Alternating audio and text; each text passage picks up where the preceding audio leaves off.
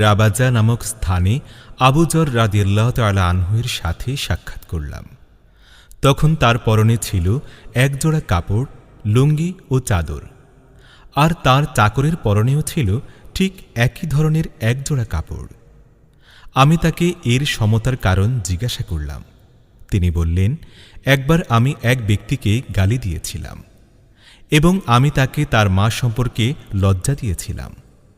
তখন রাসূলুল্লাহ সাল্লাল্লাহু আলাইহি সাল্লাম আমাকে বললেন, আবু যর, তুমি তাকে তার মা সম্পর্কে লজ্জা দিয়েছ? তুমি তো এমন ব্যক্তি, তোমার মধ্যে এখনও জাহিলি যুগের স্বভাব রয়েছে।